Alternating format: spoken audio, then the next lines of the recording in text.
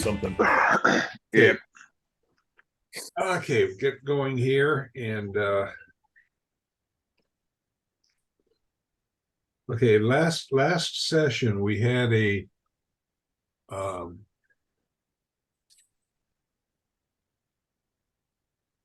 the last session I don't, who was in the last session that I failed to record?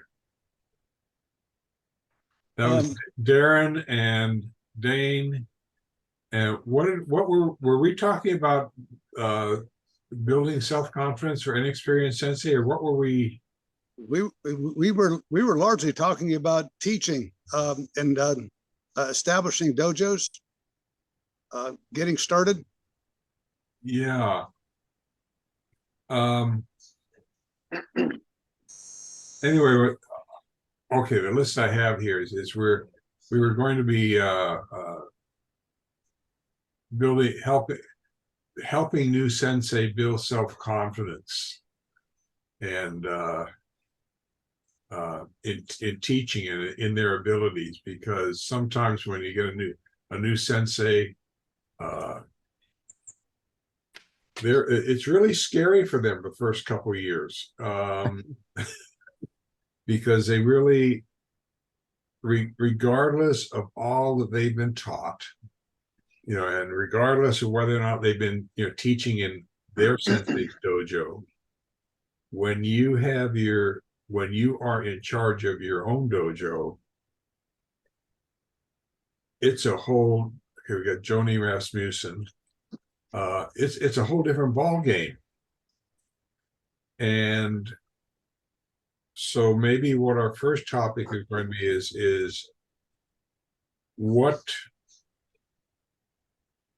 are some suggestions maybe to help a new sensei who's, how do you say, fresh off the boat, to have the, to help them develop their self-confidence so they become good sensei. Anyone want to launch into that one? Sure. I can launch into it.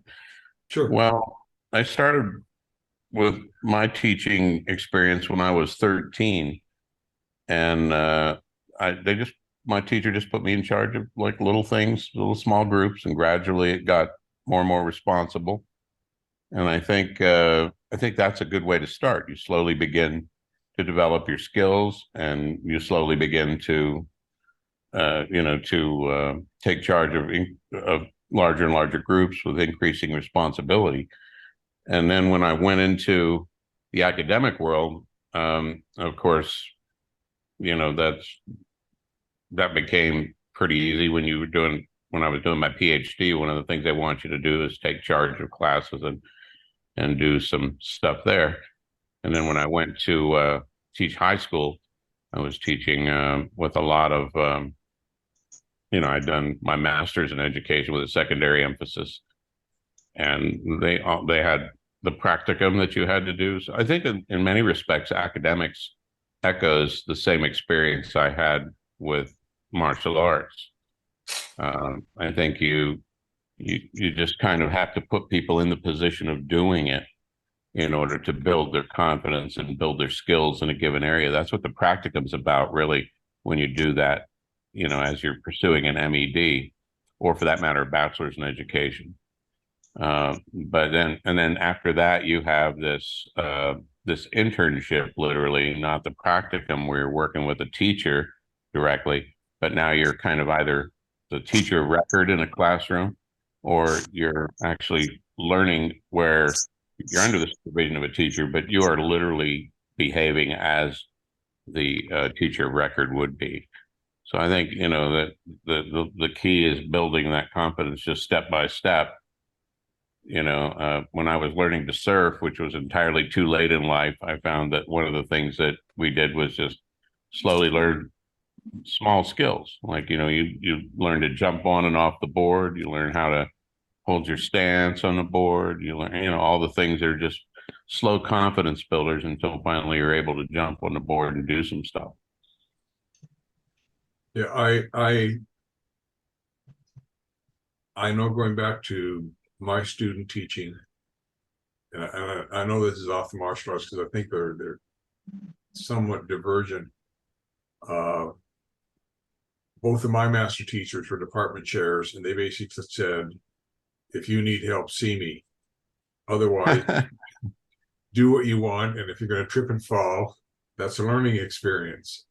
And years later, as I became a master teacher for a local university, and I had about 10 or 12 student teachers in my teaching career, which is way above the norm. If a teacher gets one student teacher in all their teaching career, they consider themselves lucky. And the student teachers would all come to me and say, how would you like me to teach?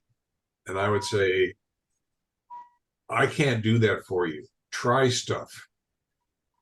If you mess up, that's okay. That's what you're here for, is to learn from your mistakes. And unfortunately, in a martial arts dojo, you can't learn from your, to an extent you can, but you can't learn from your mistakes in a dojo situation because people are going to get hurt. So there's, I think, a greater tendency, and you are right to some extent. There are some master teachers who say, I want you to teach this way, and if you veer off this course, death is going to strike you 3 times. And the same thing happens in the martial arts. There are some sensei who expect their new creations to teach exactly as they do. But there's a thing in there, and if we look at each one of the 8 of us, we all have different personalities. And that's going to affect how we teach and what we teach.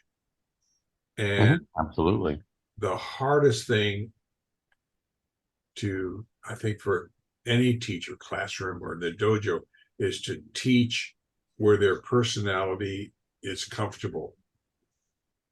Because it's your personality that's going to determine whether or not you're successful or not as a teacher. I think, though, there are some core concepts in teaching, and I would probably disagree. I think that they're divergent paths. True, one is more intellectual and the other is a physical attainment, and consequently more repetitions involved, etc. But I think when you start out, whether it's martial arts or what have you, teaching academically, there's things that are difficult to really master, like command presence, like classroom discipline. All of that stuff is really kind of dicey. And when I did my practicum, I did it at a really elite school because that's just where they put me. And I never had the motivational problem, the motivational issue that you do in a classroom.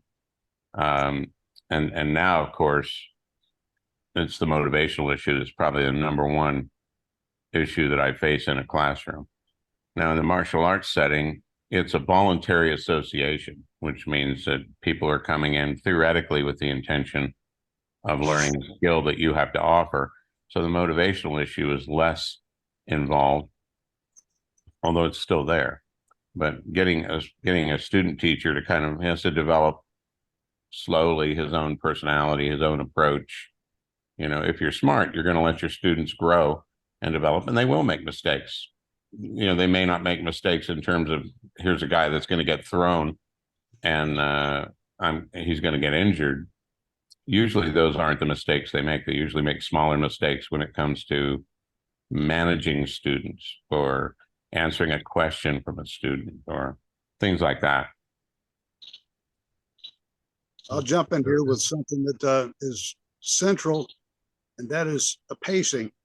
My experience is that new teachers, biggest problem they face is how to pace subject matter, and going in with lesson plans that are initially perhaps created along with an experienced sensei to change things up often enough to hold interest. I've watched teachers who have taught for many years but never got a hold of the pacing issue, and I watched the class go other places in their minds while the class is going on. I want to keep them engaged so we don't stay on a topic longer then I can hold their interest. And I am key. I key in on the responses moment to moment, so that I can change things on the fly. On the fly.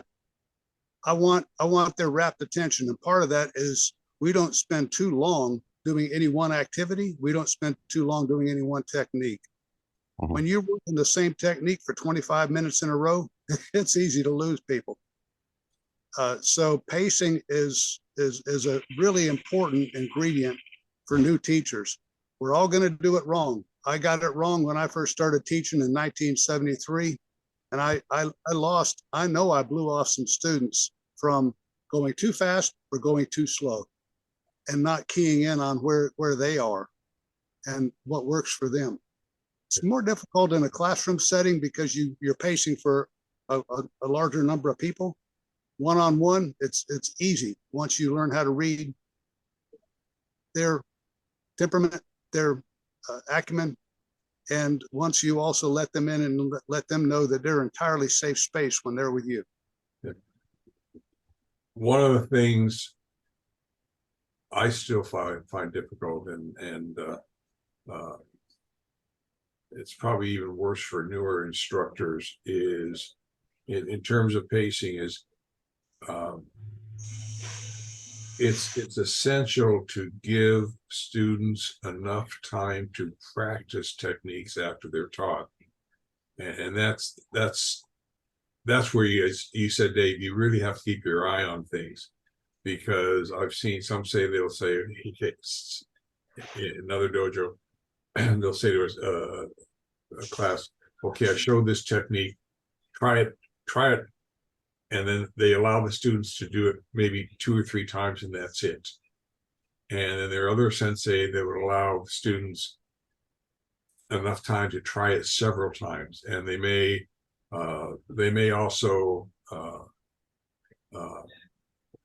get involved with some one-on-one instruction to help the student during that sequence of maybe 7 or 8 tries, because students need to get, if they're doing a technique correctly, they need the time to get their brain cells organized. I can't think of the right phrase here, but to set a pattern in their mind of how the technique works when it's done properly. And the only way the sensei can see that that's happening is by watching the students. And the hard part then is for senseis, if you're working with a student, you need to position yourself where, even though you're working with one student, you can still see what's going on with the rest of the class. So nothing is simple on the mat. You can't say practice this technique and then go off, have a cup of coffee. That would be a Brazilian class. Or Brazilian coffee. While they're muddling around, but as a sensei, you have a consistent responsibility to be aware of what's going on the mat and what your students are doing, and that's much more, I think, much more critical in any martial arts dojo than it is in any classroom, because you're dealing more with student safety, and that safety is that's your number one responsibility. Amen. One of the things I've noticed, because I've been off the mat for the past few weeks, and now we're working on it, and Eric will agree with me on here, somehow when students are practicing, they're all working towards one corner of the mat, and you end up with 3 or 4 teams. They're trying to occupy 2 4-by-8 foot mats to do the, and the rest of the mat area is basically clear. And this is something now that they're more Eric and Chris and even Larry are more, they're working on that more, because we're making them aware, you've got to keep the students spread out more so that teams won't wipe each other out. So, you know, this is there are a lot of challenges for new instructors. I think it would be hard. It's hard or challenging to be watching individual students, a team of students, and 3 or 4 teams of students all at the same time to make sure they're working safely. And that's very difficult to do. And I would think that's a concern for newer instructors until they get that down. And that takes a while. And I think becoming a good sensei, I think, is a lifelong learning experience. Mhm. I still learn things from my students. And I learned that from teaching public school, where, you know, I'd be doing something and another should say, Mr. Kirby, can we do this way? It's probably easier to do. Mhm. And they were right, you know, and or I had one kid in honors economics who say, this is boring. Can't we do a simulation? So I turned the thing around, class around, and said, okay, design a simulation. And they did, which became a tradition in the school. And Didn't share with them that was why it was called the dismal science, but okay. well, the kids learned more from that 4 or 5 week simulation than they could out of a book in the entire semester. True. And it was real light for them. So, you know, I mean, if you're receptive, you have, as a sensei, you have to be receptive to your students, and that's a hard thing for some sensei to do, because I know there's some teachers that are the same way, you know, they consider themselves God. Despite evidence to the contrary. Despite evidence to the contrary. And your how do you say, your students are, if you look at it, teaching from, you know, different, even in the dojo, your students are your clients, your customers. Okay. And yes, you have to make them happy to some extent to keep them around. That's why we have promotions and belts. But you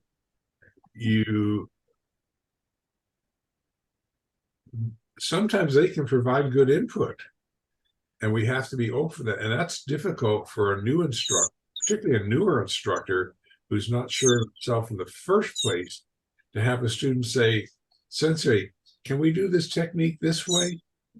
Or, you know, something like that. And because that threat, to an extent, a teacher or a sensei will see that as a threat to their authority and integrity and knowledge. And teaching is all about communication, and good communication is always a two-way street. And if a teacher isn't listening to their students and learning from their students all along the way, they're doomed to teach the same year over and over again and never evolve as they teach, and hence never improve much at all, if at all. right. Yeah. I mean, you have to, your students are your customers, they're your clients, they're your products, they're your outcomes, you're hopeful all of them will become black belts someday. I'm still wishing that, although I don't think it's I'd love to see it. I was looking at my black belt roster on my website. I said 2%. What? 2% become black belts. And how many of that 2% actually go on into teaching? That's, to me, I looked at it and said, you know, I've got probably at least 100 black belts here, and you know, they're not teaching. And because I know all of us as sensei, we would ideally like to see all of our black belts going out, opening up their own dojo far enough away so it doesn't compete with ours, and start more classes. Okay. Um, So, Sensei, that's a good question right there. Is Yeah. what so like there's certain ranks at which you're eligible to teach, and not everybody does. So, what is the difference there? What makes somebody teach? Like you have two people with the same rank, and like you said, you have all these black belts, but only a couple of them actually teach, even though they're all technically like allowed to.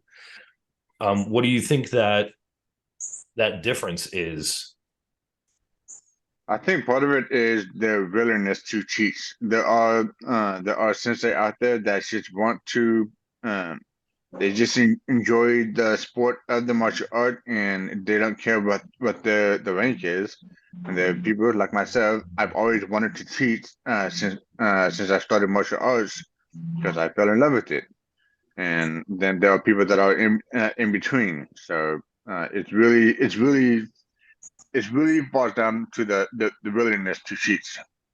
So you have people that want to teach, people that don't want to teach. So it's kind of in between. There- I found the one thing I get out of teaching is I enjoy seeing students learning and succeeding, and knowing that was at least partially through my own effort. They do have to come into the dojo or into the classroom with a certain skill set, whatever that may be. But it's kind of like you've got this cake mix that walks into the room, and you've got to add the rest of the ingredients, mix it up right, and bake it right, and hopefully someday the cake will come out of the oven perfect, and you can frost it and send it off, and the world goes on. But yeah, it is frustrating to me at how many black belts have not actually gone into teaching, which I think is a whole different and much more challenging ballgame, because you have to Teaching is learning. teaching is learning. I mean, I'm going to say this, I'm looking at prostate surgery, and I don't know when that's going to be at this point. I should have a pretty good idea by the end of this week, or what the outcome will be. I am relieved that I don't have prostate cancer, and I don't have kidney stones and some of these other gems that can really mess you up. But I forgot what I was going to say.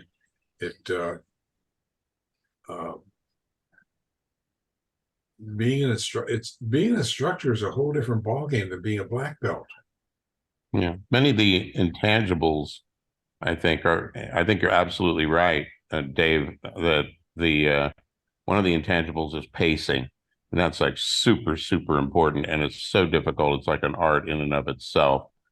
And for the longest time, I think as a young guy, I wanted to go out and teach the class. I wanted to teach the class. It's got to be perfect in every way. And after a while, I realized I just have to teach a class.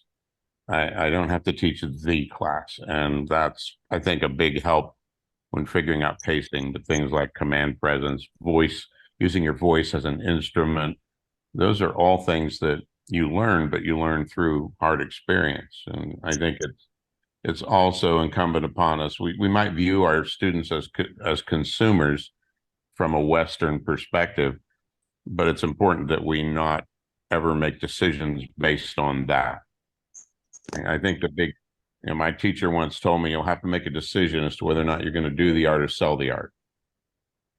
Robert, I think it's great that your senseis had you take little bits and pieces of classes at age 13 and beyond. What a gift that is they gave you to do that. One of the things that is important to address with new teachers, if you're discussing this with a new teacher, and is the whole concept of imposter syndrome. So many people who have gone on to become teacher of the year will tell you in their humble beginnings that they felt like they were faking it until they make it. Fake it till you make it. This is the imposter syndrome. They felt like, well, I'm up here, but I don't belong here. I'm going to do my best. And your best is good enough. And not only is it good enough, but eventually you evolve into someone who is highly acclaimed and an example to others as teacher of the year. And yet to hear them talk about their humble beginnings, the imposter syndrome is normal. I had it myself. My pacing issues just only reaffirmed that. So, when you're humbled enough times, you learn that it's going to happen, and you move beyond it as you gain expertise, and you hear positive feedback, genuine, heartfelt, positive feedback from parents and students about what's being accomplished. But until that comes, it's a normal thing to feel like you're a fake, and that's not a comfortable place to start. We all want to be authentic. I'm going to shift the gears a little bit because there's one thing that nobody is touching on for new instructors in terms of all of us have made a commitment. Yes, we want to teach, okay, we want to do the best job possible teaching, and we realize we're continuing to learn, but there are a lot of mechanics that really scare new sensei, and it really depends on whether you're working in a storefront dojo, a park program, in an academic setting. As a sensei, you have a lot of quote unquote responsibilities that the students simply do not see or connect with in any form or manner, that once they become a black belt and use the sensei say, wouldn't you like to go out and teach your own dojo? Or even take over my dojo? There are a lot of outside responsibilities that they're, scheduling, how much we're going to charge for this program, how often is it going to meet, where is it going to locate, what supplies do I have to provide, what will be provided for me, all their whole herd of little clerical duties that we don't really make our students aware of, because that's not what they're there for. And all of a sudden, if you're going to teach your own dojo, you now have to be able to wear a lot of different hats. And maybe that's, when a black belt is confronted with, I'm going to have to do all this stuff. The actual teaching is easy, but I've got to deal with all this other stuff so that I can teach. And it has to be a consistent commitment over years. It's like raising children. And I don't know whether that's a serious factor that turns people off from maybe teaching anything. I mean, if you've been a classroom teacher, the amount of prep you have to do outside of class so that the class functions can be absolutely phenomenal and expensive. And we hear of teachers that are spending, thousands of their own salary dollars a year to bring in supplies and all that other stuff.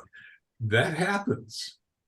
Both my wife and I were teachers, and we spent our own money to make the classroom function because our interest was the students. And if you're a sensei, you do that as well. Where did your mats come from?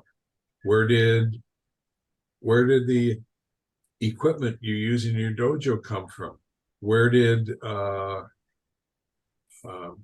your advertising come from? Where does all this stuff come from? And most of it comes out of our own pockets. And that's another factor. And you have to factor that into how much you're charging your students to take the class. So hopefully you have enough money to afford a meal at McDonald's. So and are you doing this for the enjoyment of it, or are you doing this as a necessary part of your income, your livelihood? These are all different factors, and maybe I'm just saying, maybe there needs to be a crash course for potential martial arts instructors. Mhm. But the same thing occurs for anyone who goes into any private business. Mhm. Well, that was what I was referring to when I said we have to be careful not to make decisions based on them being a customer Mhm. rather than being a student, which are two different things. I mean, if you're in the world of academics, you're in the academy. If you're a college professor, you can't view these guys as consumers. You have to view them as students. And if they master the concepts, if they master the material, great, then they get an A in the course. That's what that means. But if they don't, then they don't. Yeah. And When I that's true in the martial arts. Right. When I was at Cal State LA, I had to take when I was a speech minor, I take an argumentation course. The guy looked like a rat who just got out of the water. I mean, this is in the 60s. Okay. After he went through 2 rounds of logical arguments, we got tired of it. This is a whole class. We got together, we set up an argument where it took him 2 weeks. We sat back and we knew what the argument was. In argumentation, all these symbols. It looks like a math course. It took him 2 weeks. We got him to admit, using the argument, that he had absolutely no idea what he was talking about.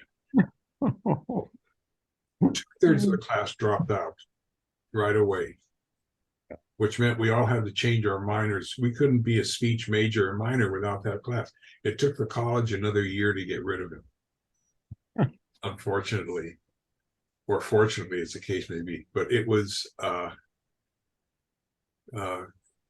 you do have, and I've seen it when I was in grad school. I had a folklore in America, and the person who was teaching it, we all knew was boring as hell. And one of the students in that class was a Black lady who was born and grown up in the Ozarks. She was going for her doctorate in American, what was it, folklore. Mhm.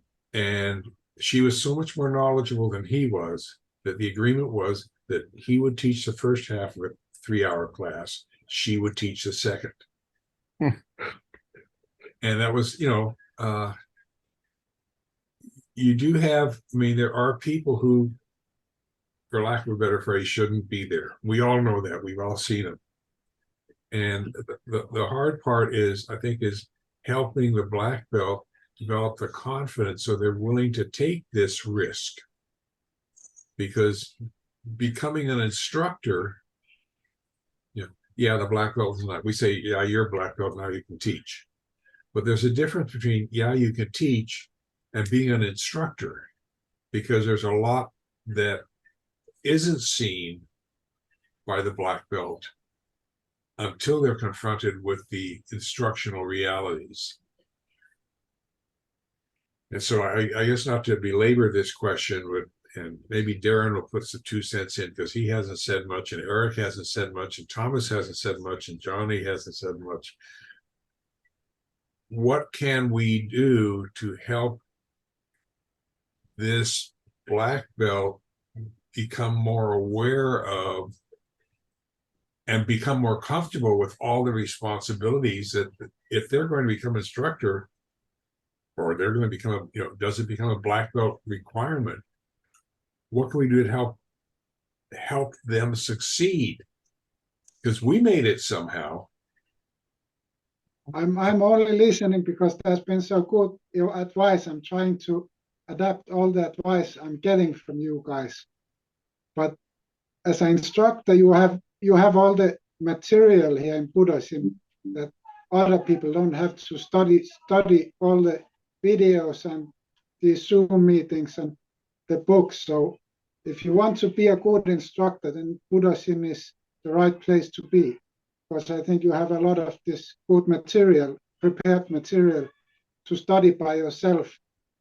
Even when you are coming from other style, you see that the knowledge is quite big in Budoshin, and a lot of different, both video and books, and then this Zoom meeting where you hear from experienced people's advice. So I think that's very good information in Budoshin to use. So I really like all the effort you have put into the sport of jiu-jitsu. I don't think anybody is putting as much material and understandable material into jiu-jitsu as you are. Sensei, I'm being quiet. I come across multiple topics that I think that would have derailed me from, I think, what we've already been derailed off of the original question or topic that we've been on. Good stuff.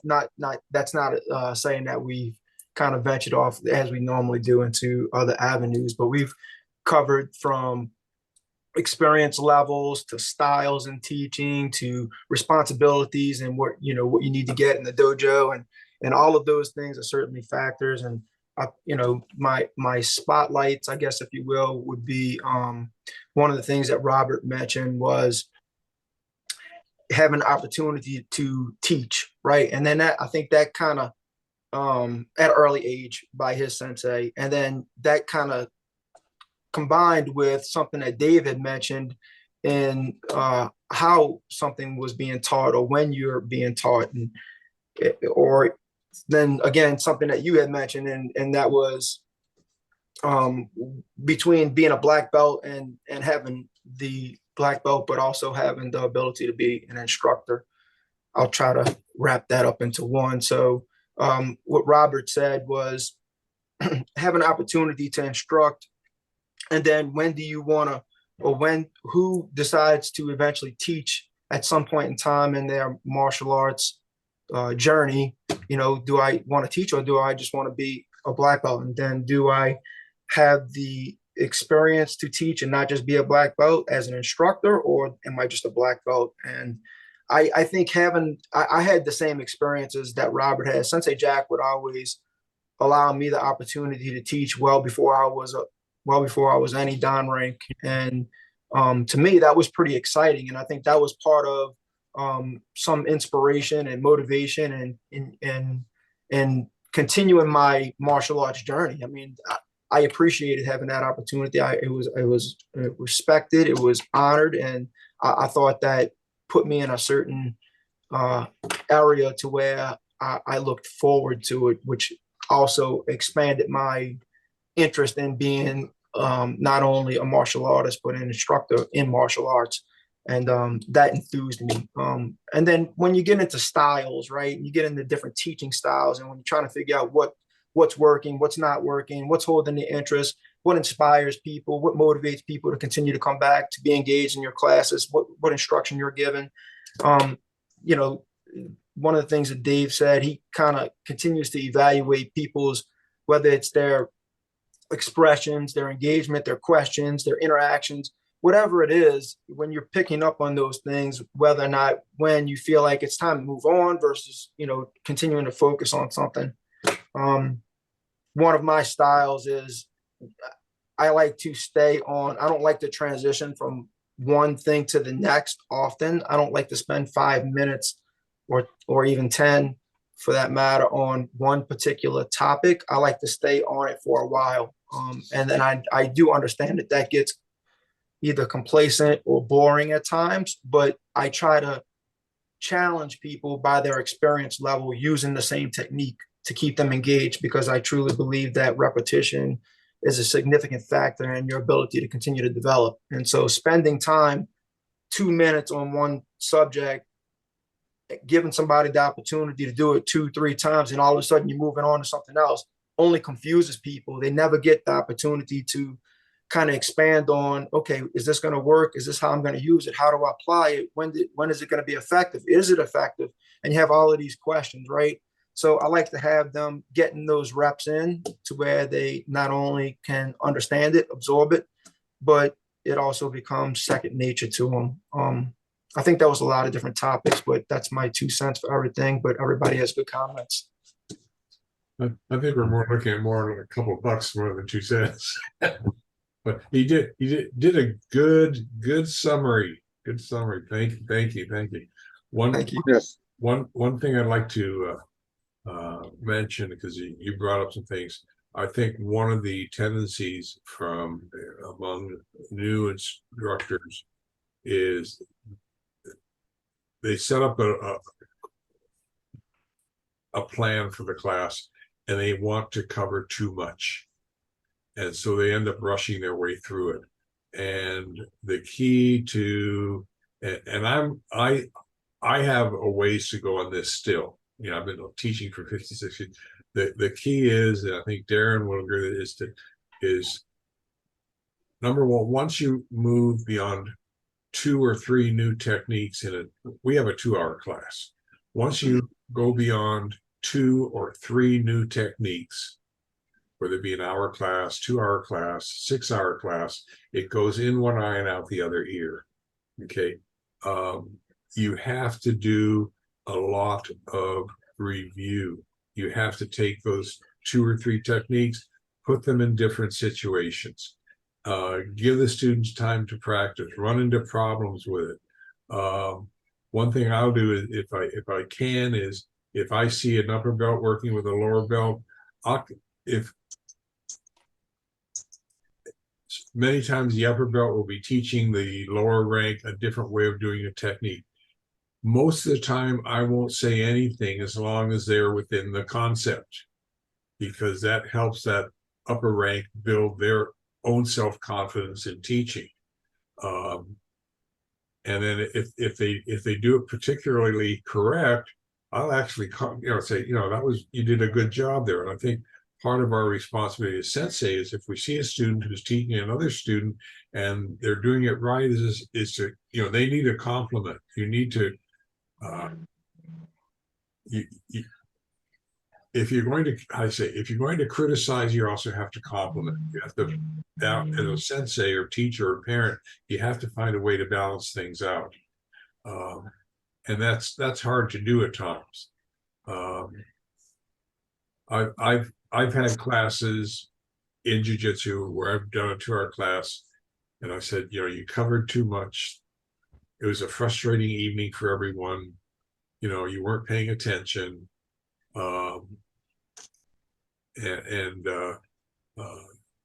It's very frustrating when the students don't perform as you'd like them to perform. But it does happen. But I think sometimes as instructors, we just need to slow down and give the students the opportunity to practice, because without, okay, we're going to practice on how to footwork for a proper hip throw. If you think you're going to practice that for 2 hours, it ain't going to happen. Okay. You've got maybe 3 minutes to do that, but you can build on that. And the key is, as Darren says, and I've seen Eric do it a couple of times, and Larry did it beautifully last week. That was his first crack at teaching the class, is you build on what you have so students get an understanding of the concept of the technique and its value and how it can be applied. And plus, in the practice of getting these variations or different situations, they're still practicing the core technique, even though they don't think they are, okay, because you're putting them in different situations. I guess it comes down to it's not what you do, but how you do it. So Sensei, one of the things that makes pacing so difficult is too fast and too slow.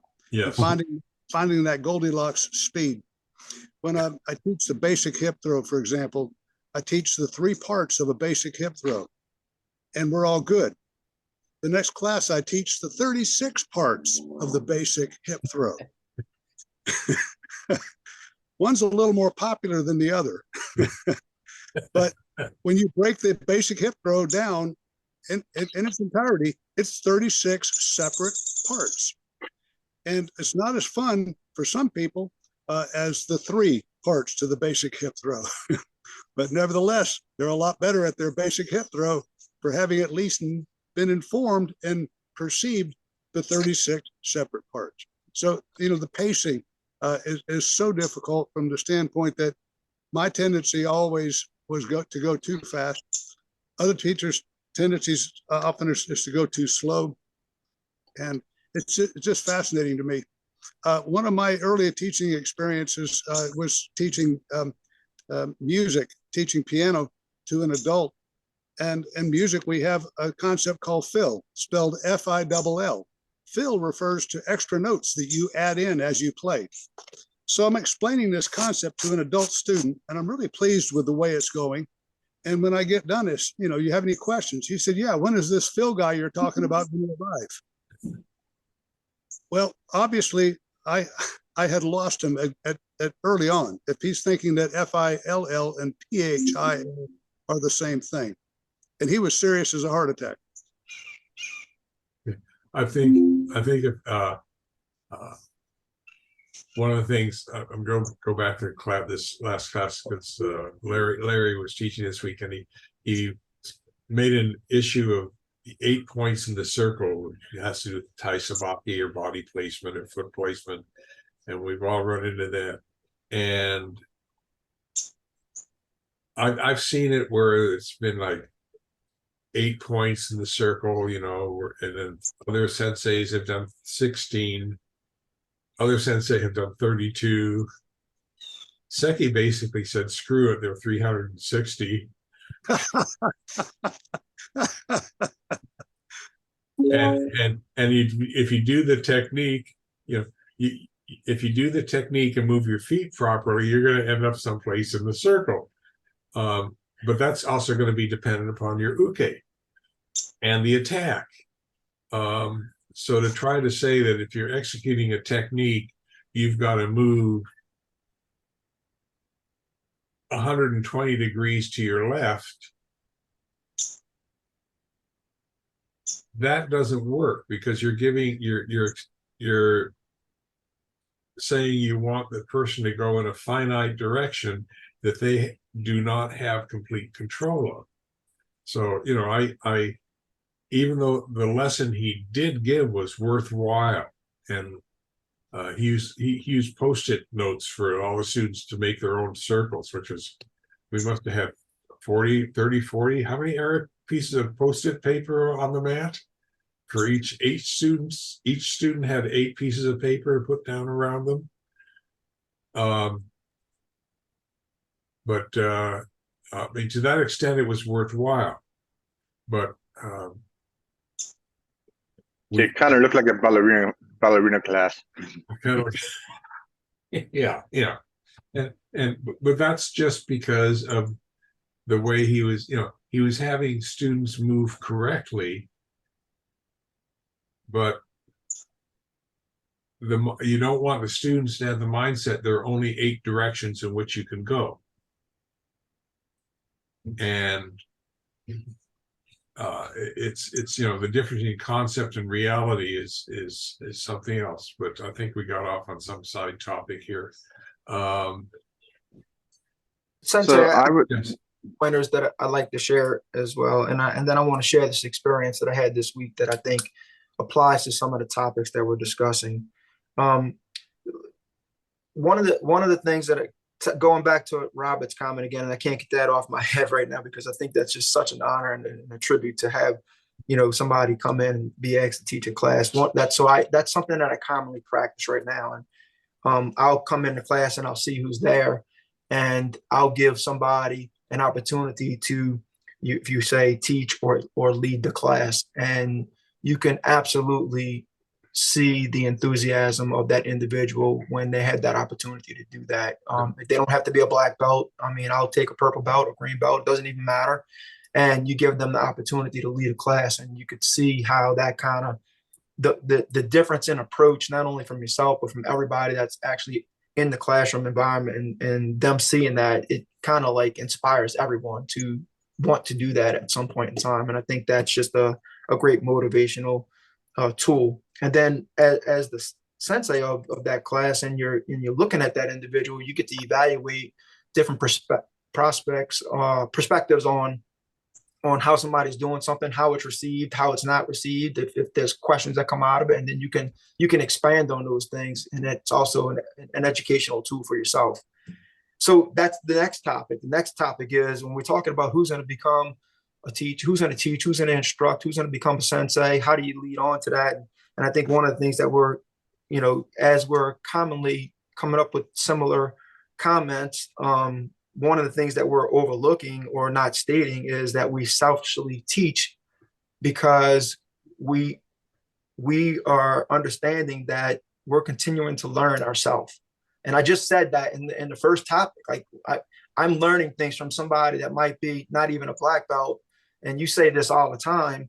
I'm constantly learning things just from their presentation of how they think something should be taught, or what's in their mind, and how that kind of inspires other questions, and how that kind of looks at different applications, different entries, if it's effective, it's not effective, how do you critique that, how do you improve it, so you get all of these things. And so we as sensei certainly appreciate that, and then I think that's selfishly and part of why we continue to instruct, because we're wanting to continue to learn ourselves. So that's a big deal. And then this experience, I had this experience this week. I don't typically teach a kids class, but I'll teach periodically when Sensei Jack, he pretty much focuses on the kids classes that we have inside of our dojo. And it's rare that he ever misses. This week he was a little under the weather, and so he had asked me to sit in. That doesn't happen often, but every now and then I will go sit in and teach the kids class. This particular week, there was one little boy that showed up for class. He was 7 or 8 years old. And so my experience with just this one little boy was incredible. I mean, my approach to teaching the class with him, and understanding that kids don't have the attention span of adults, and you have to, it's kind of like herd and catch, right? And you're trying to get him. I let him kind of lead his way, right? Like, okay, let's do your warm-ups. What do you want to do? And let him get into the things that came to his mind. Okay, so now I know that these are the things that he's interested in. These are the things that I know that he's focused on. These are the things that he's thinking about. And then I just expanded on him. It went from basic falls to technique. And all I did was interject where I thought we should move on to the next thing, in an effort to help him maintain his focus and his attention to the class. At the end of the class, his dad pulled me on the side. He literally thanked me. He says, "That was an incredible class. Thank you very much." And to me, that was everything. So just a little bit of sharing. Darren, the wonderful thing and the genius in what you did was to ask the initial question. And once you asked that young man a question, he felt valued. His opinion mattered. He shared, he opened up, and then you followed through. I mean, that's communication. It's beautiful. It's a beautiful thing. And it's two-way communication. That's the most effective. Well done. Thank you. Yeah, compliment you. When I know from teaching, whether it be in the dojo or the classroom, if you can tune in to your students and get them to feel that they are progressing forward at their own pace, and they're understanding what they are doing, the learning exchange is phenomenal.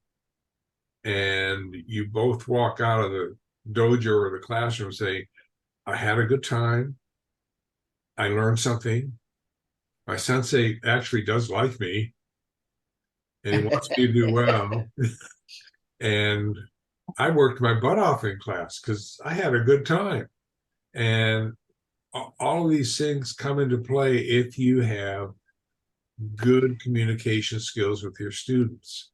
When I taught, whether it be junior high or high school, I had a tendency as a teacher to be a devil's advocate. drove my kids nuts because the only serious written work I got from them, every few weeks I'd say, you pick a topic, take a position, write an essay, submit it,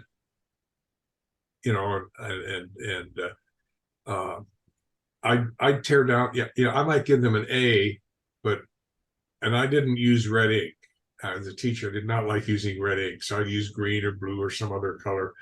And I'd write comments, ask some questions about what they were saying, and they could base their future essays on responding to my questions or saying I was wrong and whatnot. But it took them a while to realize, just because I was asking questions, I wasn't saying that they were wrong. I was challenging their thinking. And it really ultimately developed a very good relationship with most of my students. We could be totally upfront and honest with each other and not take personal offense. And they actually ended up learning a lot more because they were willing to ask questions about what they said, what I said. And I think, as Darren is saying and Dave is saying, there has to be good instruction, has a lot of give and take. And you have to have that in order for learning to occur. And that's what you want for your students.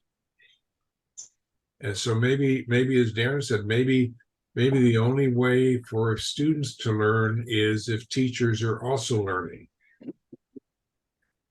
Sensei, can I comment on this? Sure. Listening to what most people said, and Darren, I completely agree with what you were saying. But I wonder if that's why we're only getting 2% that Dave brought up. Whatever that number is, it's pretty low. When I taught, it was, I teach a technique and say, okay, now go off and try this and work on it for a while. And I go around and look as how people were doing and see if I needed to make adjustments and all. But if I saw the same mistake from multiple people, I'd stop everybody and say, okay, I screwed up. I did not explain this well enough. Right. And I was trying to, I wasn't conscious. It was the truth. But I wanted to model that, look, I'm learning this. And I fully admit, and I told my black belts this all along, I didn't really get jujitsu until I had to start teaching jujitsu. And that's when the learning really began. And I made the point when I promoted to somebody to Shodan. Now you get to actually become a serious student and you get to really start learning this. And I wonder if I've scared people off because they want to be an expert. They want to be, I guess, just an expert. And the idea that they have to keep letting go and saying, I didn't know it all. And I still don't. I don't know that there's a solution to that, but I do wonder if that's part of the problem is there aren't enough people who are willing to say, I don't know. Well, I think that's some great points. I say this all the time. I've actually personally called Sensei Kirby and had the one-on-ones with him to ask him, what am I doing wrong? Because it's not only about black belts for me. I want to know all of the time that I invest in any student at any level, that one day they just stop coming or they're gone. It's not the ones that make a Dan level and then they just don't teach. I'm wondering about everyone else. And so I'm still baffled by that. I don't know how it falls down to the 2%. I try to figure out when you feel like you've established a great foundation, a rapport, a relationship, a friendship, and then instruction inside of a dojo, and then people get to a certain level, and then that's just it for them. They just get to a certain spot and they stop. And I'm still baffled by it. I question myself all the time. What am I doing wrong? Now, it's 56 years later, I have the same problems. Is that why So you have yeah. I think So I would there- like to. Sorry. Go ahead, Sensei. I think there are a lot of factors with students that we as sensei have no control over. It could be they move, it could be a money related issue, it could be they associate with different people or their interests change, or there's so many things we cannot control. What I think, one of the things I think that Thomas mentioned is that, which is a critical importance, is if I see, just to repeat, if I see a number of students doing the technique wrong,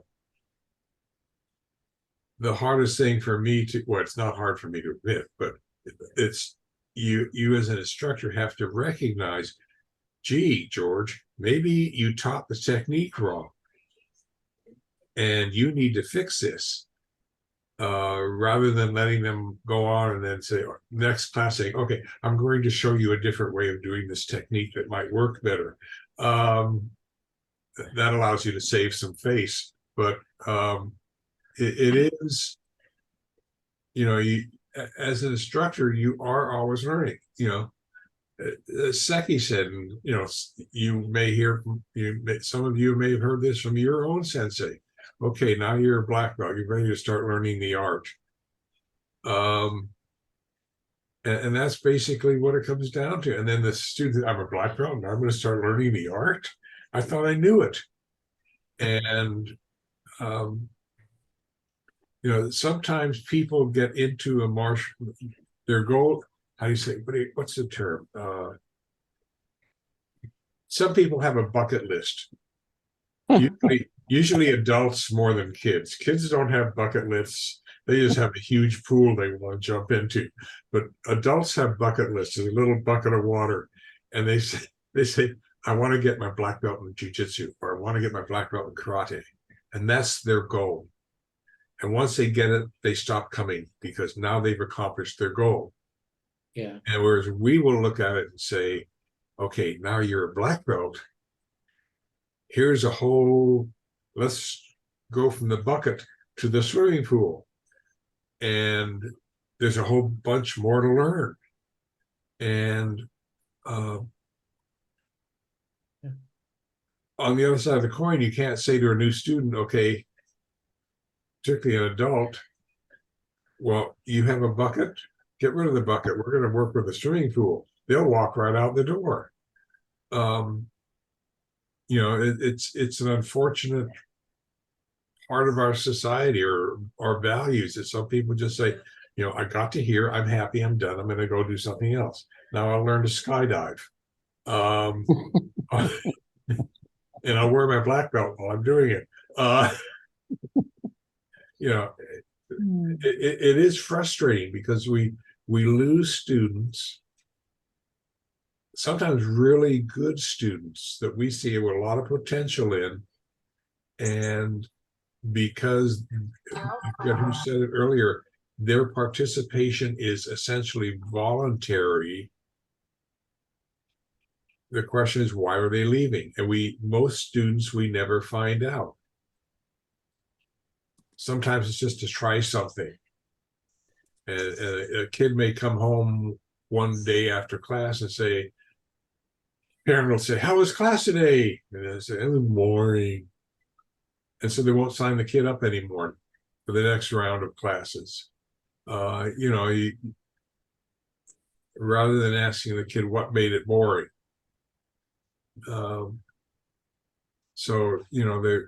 That is really, I understand how it's so frustrating to lose students. And as Darren said, and you, because you see potential.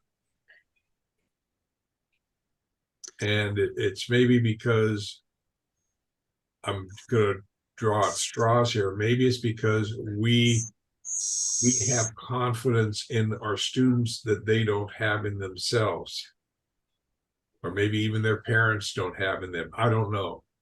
But, you know, we have one vision of the student,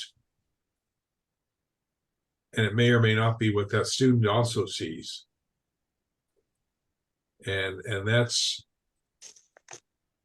you know, that's such a vague area. It's a difficult thing to assess until you've worked with the student for a while, but you have the larger percentage of your students are going to be hobbyists.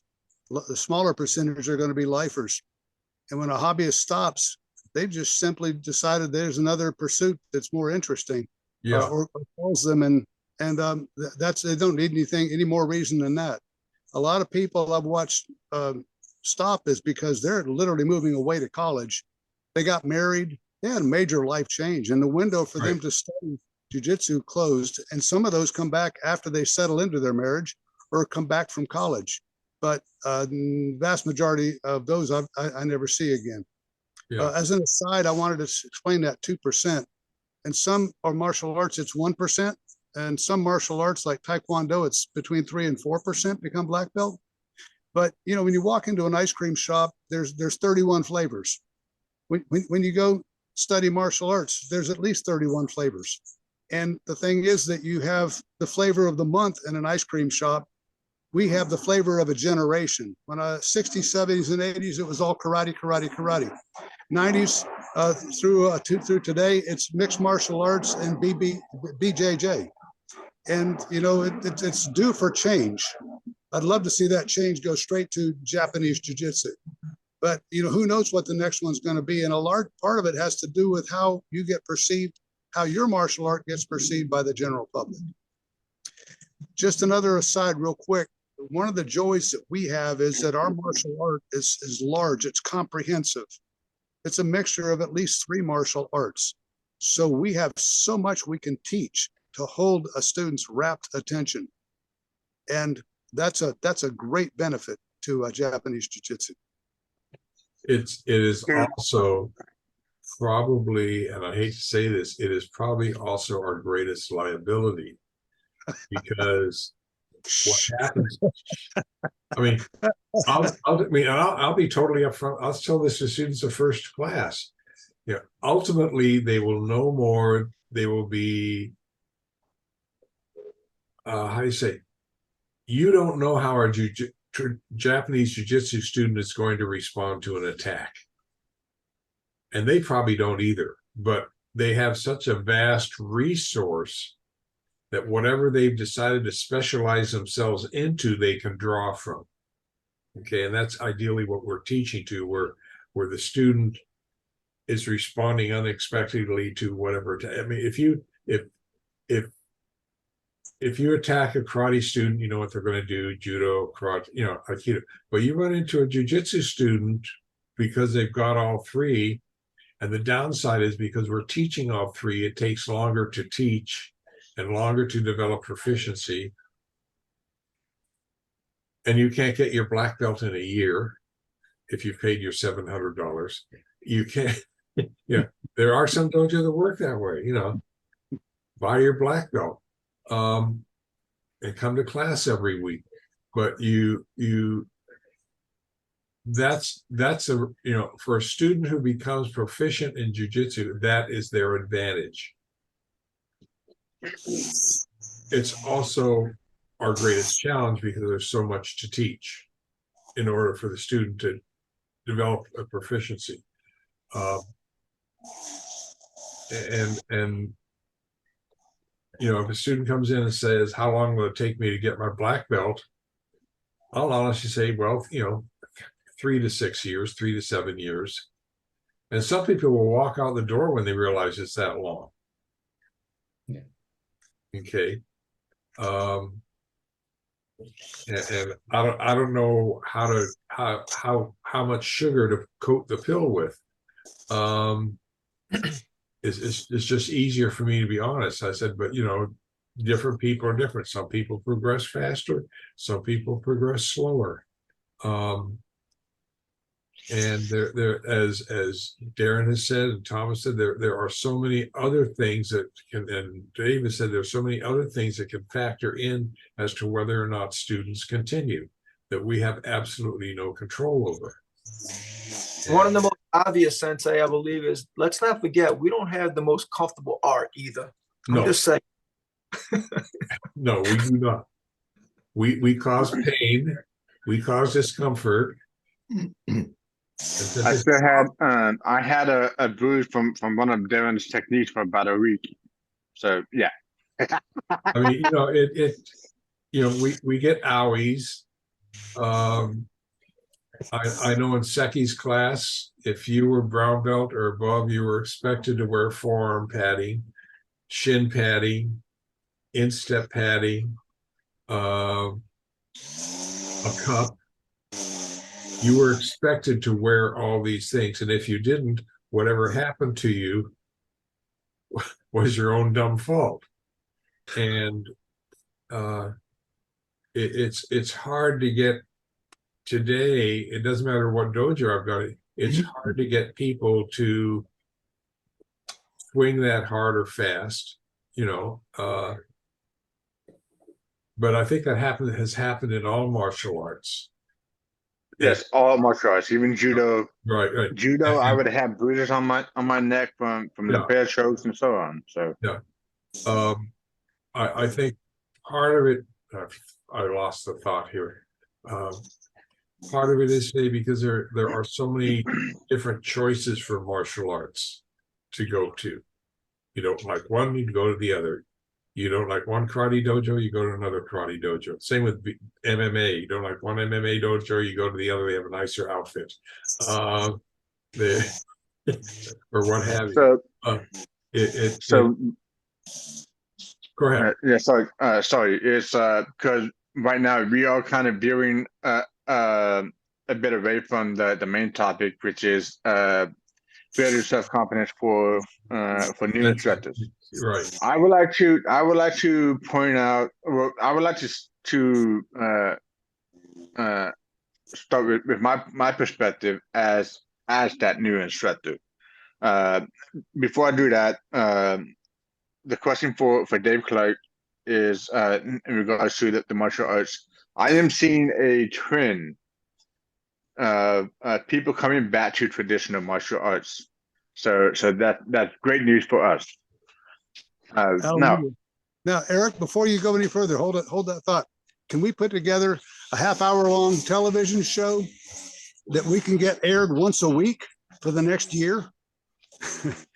That would be to use mass comm to have people experience it. It doesn't have to be an infomercial. It could be just a fascinating half-hour show. That's like one of my pipe dreams.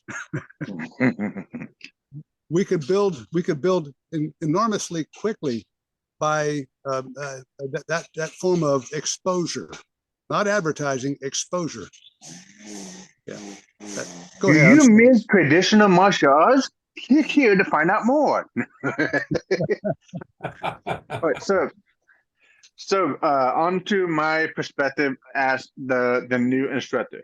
Basically, everything that everybody has said from breaking down the teaching to now we have pacing, now we have to worry about the safety of the students to now we have different ranges of the class, from a large class to now we're teaching only one student. I've already been through that within a couple of months so far. It's literally a crash course. So let's start from the very beginning. It's basically both Christopher and I, the two of us, but we are taking over Sensei Kirby's class for the time being until he can get over his boo-boo.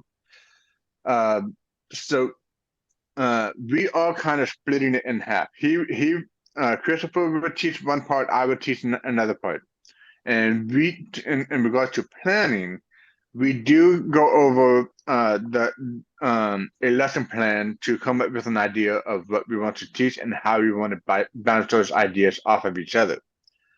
let's go back a little bit further, breaking it down into smaller teaching roles. We started up so that not only can we learn techniques, it's so we can learn to teach. And part of that is Sensei would teach a technique or concept, and Chris and I would do our own little thing for a little bit, then we'll go help the other students if need be, and that's our one-on-one. And we're teaching specifics of the technique that that particular student may be missing. So we are already getting the smaller roles, and every now and then we might teach a section here and there. Again, it's just getting our feet wet and more experience in being able to teach. Now that Sensei had his little boo-boo, he needs to get over it.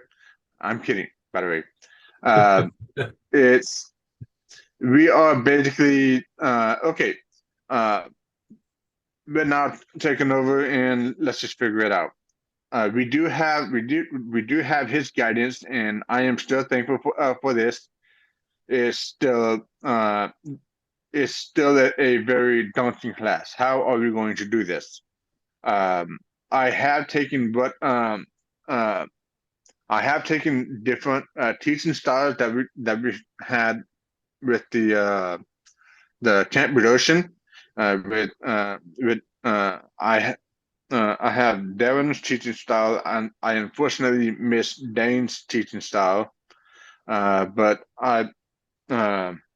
there's a lot of different other martial artists that they teach their own way, and we can take and learn from each other just by that. So I am getting these ideas, but I'm trying to keep everything just 100% Budoshin Jujitsu, because that's what the class is about. I don't want to deviate from that. So Christopher and I have been doing, I want to say, about 2 to 3 techniques, maybe more, depends on.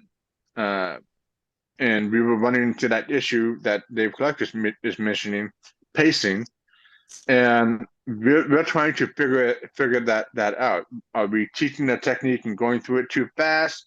Are we not spending? Are we spending too much time on one particular technique? And it's just an ongoing process in trying to figure that out. Each day that we teach is a huge learning experience.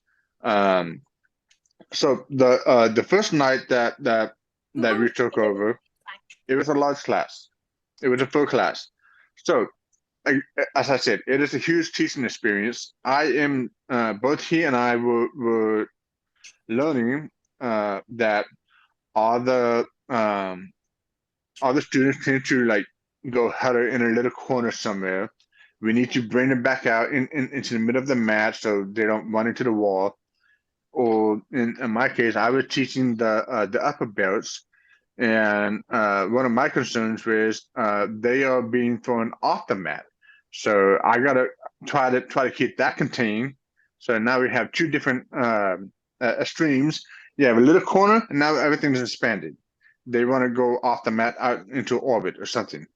So that was a learning experience. Number 2 is now is the safety of the class, and the technique that we were teaching. We noticed that it was as the students were doing the techniques, we noticed that they were not balanced. They were not stable, and they could fall on each other and potentially hurt each other. So those were little safety elements that we were noticing. We want to keep the class as safe as possible. So now we go to the second class that we were teaching. It was just one little boy. Now the whole plan that Chris and I had to teach a whole group of class, it's just conditioned to just one little boy. and he got a lot of one-on-one instruction from the two of us. We had to change everything on the fly.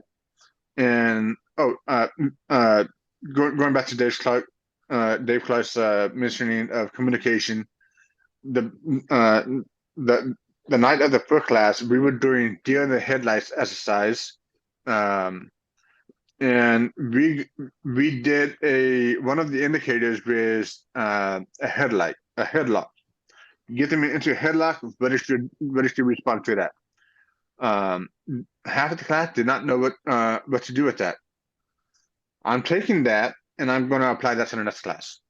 So this way, there's less pose, and we have a better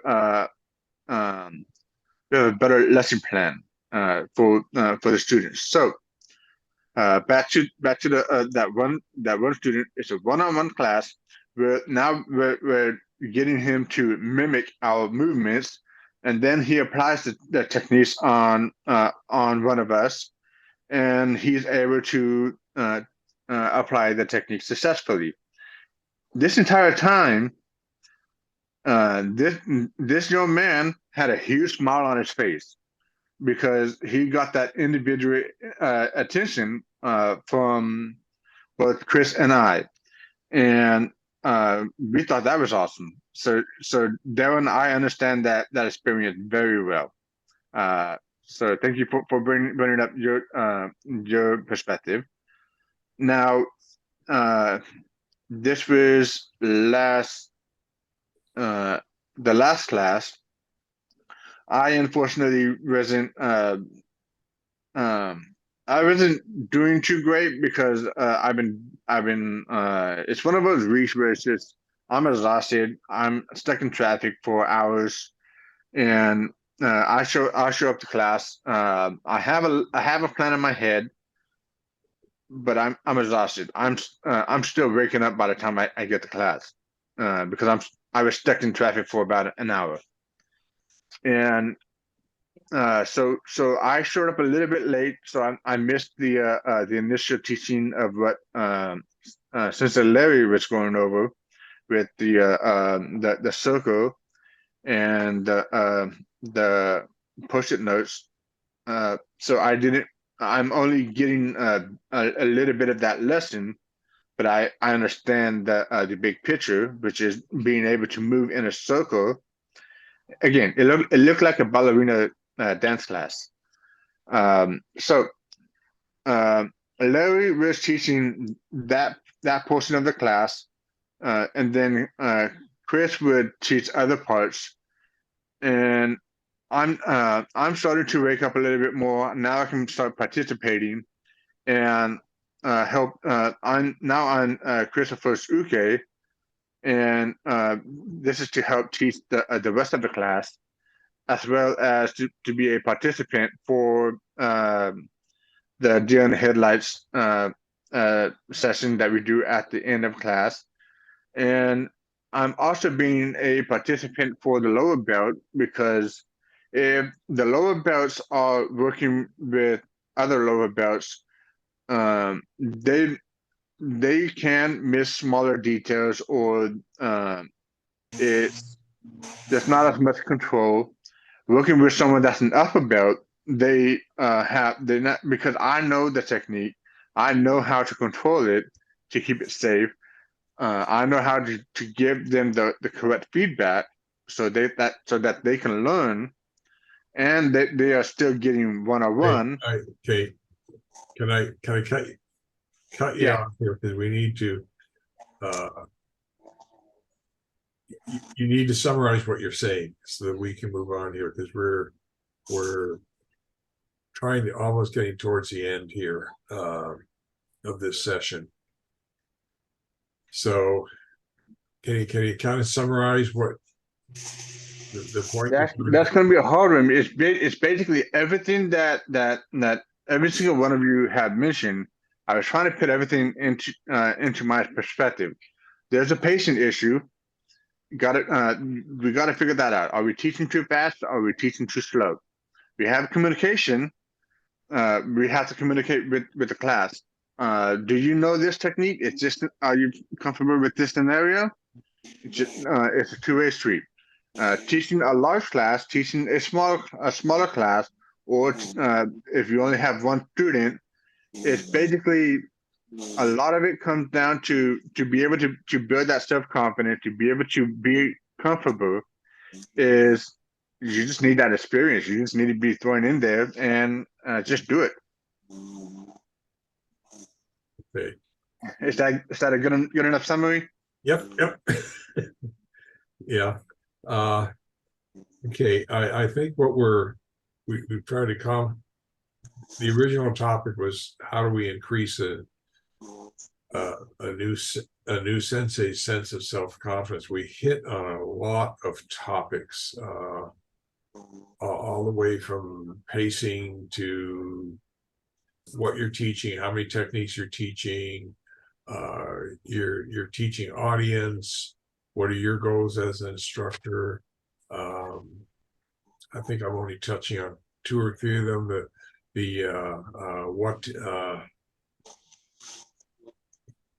What outside responsibilities does an instructor have that the students really don't see?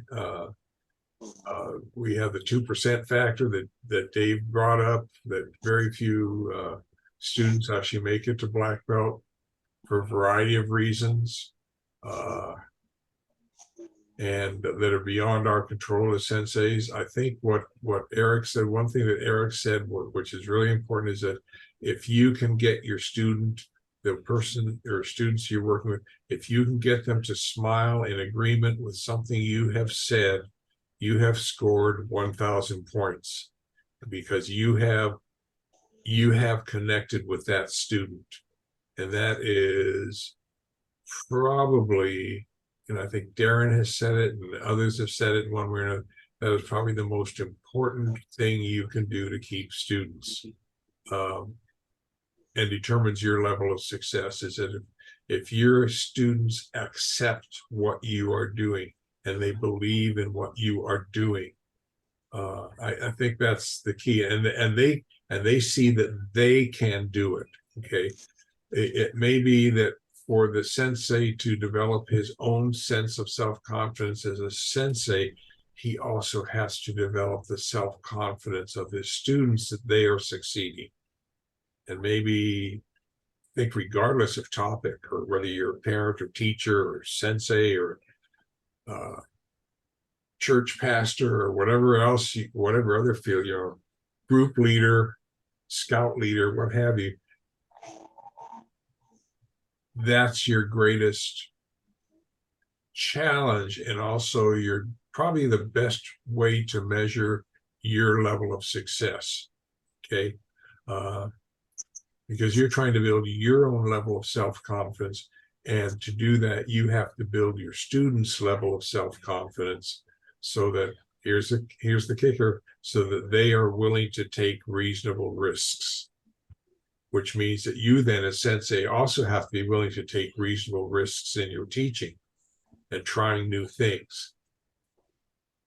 I don't know if I've summarized everything or not, but Sensei, I have one final thought from me, and this is absolutely directed to some of the comments that Eric made, and everyone else that will certainly understand where I'm going with it. The fact of the matter is, no two sensei will ever be alike.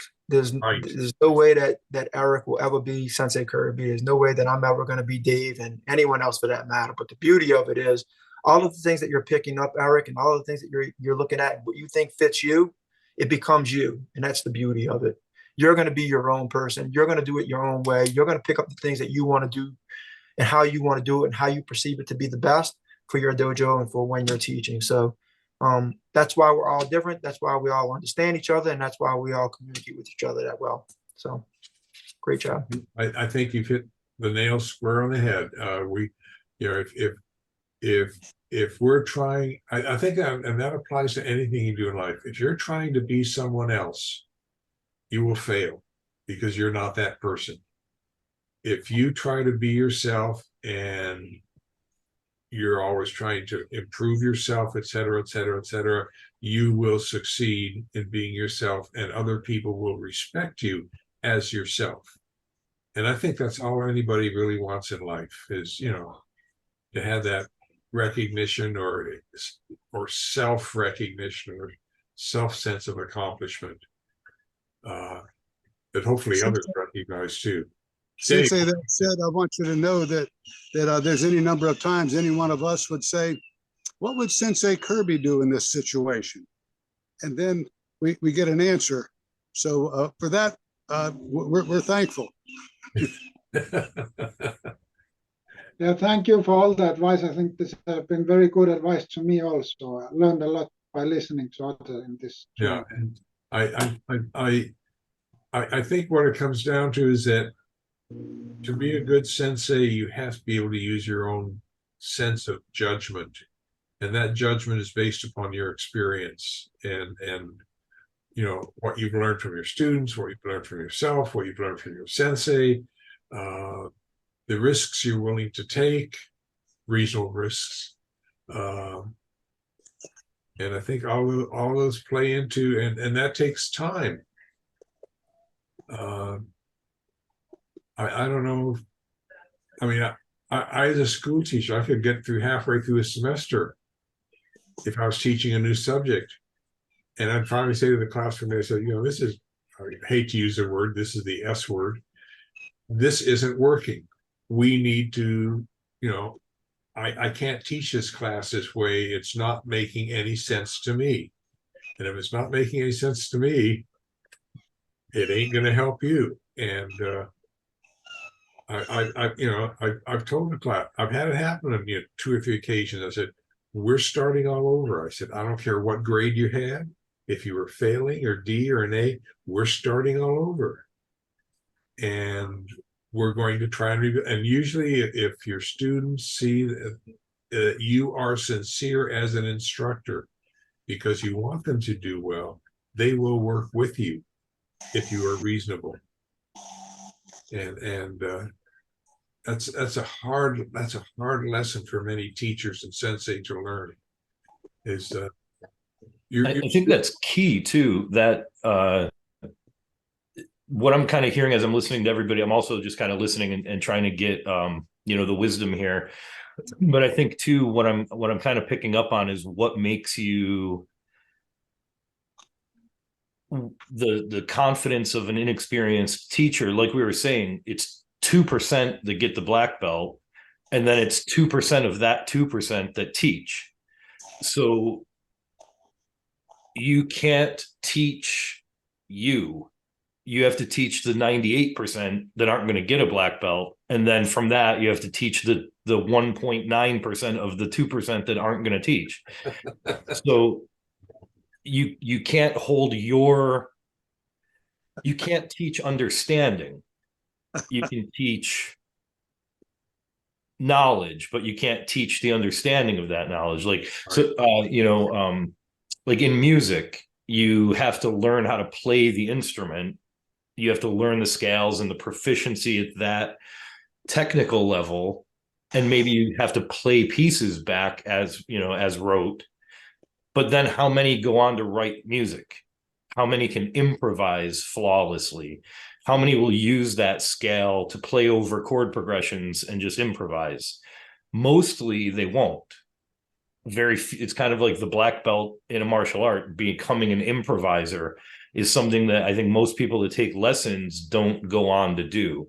And I think that's kind of the goal here too, is to give them everything they need to be able to improvise, but you can't really hold them to the improvisation because that's sort of inside of them. Like, you can't critique them about what music they hear in their head when they close their eyes. It's not right or wrong. It's just what they do with the instrument once they have it. And I think that comes down to pacing, and that comes down to everything. Like the way I view karate, for instance, would be absolutely detrimental to somebody learning karate. I can't teach you a technique and at the same time tell you that that's not what that technique is. You have to learn it and then go through these stages, and then that's a revelation at the end, and you get an understanding, and that's all personal. And I think that can be conflicting in the beginning. Is, what am I teaching them? Am I teaching them things the way I understand them? And like you said, with if this course doesn't make sense to me, I can't teach it. But at the same time, you can't expect them to understand what you understand. So once you understand the material, you can teach it, but now you have to teach it so they understand it. And I think that's where it gets tricky, is what does it mean for them to understand it? Is it that they can perform what you performed, or is it that they can now extrapolate that and say, oh, I could use that backwards, I can use it kneeling, I can use that from a different attack, I can use that if I turned it a little more, it'd be a different thing. Or I don't know if you teach that, or if that's an effect of being taught. I think that's maybe where, I think that's my own fear in showing people things always, is, are they going to understand it the way I do? Are they going to get as much out of it, or is it just a collection of, show me that, show me that, show me that. Now I know them. Now I'm going to go surf. Now I'm going to go do whatever, parachute, all that stuff. So I don't know. That's just my kind of, Dane, that's an what I'm excellent, hearing. that's an excellent analogy. I agree wholeheartedly. Got to tell you, oops, my camera just went down. Oh, we still got you. Okay, want to tell you that one of the beauties of this Zoom meetings is that I can ask to myself, what would Sensei Dane do? What would Sensei Darren do? What would Sensei Eric do in this situation? We get to learn from each other and apply that and reflect. After meetings, I'll go through the notes I take and internalize them and review them, so that it doesn't, all of what we talk about doesn't just fall to the floor. Okay, I think we've had a really good conversation. Probably this last 10 minutes has, I don't want to say this because I don't want to belittle the rest of the conversation, but probably this last 10 minutes has kind of like summarized everything that happened before. So maybe this should become a 10-minute infomercial, Eric. Anyway, so take care. Don't do anything dangerous, too dangerous. Be kind to your students. They really do worship you. So anyway, take Thank care, you I all. guess. Bye. Take Thank care. you to everybody. Nice seeing you all. Bye. Okay, Bye, everyone. bye-bye.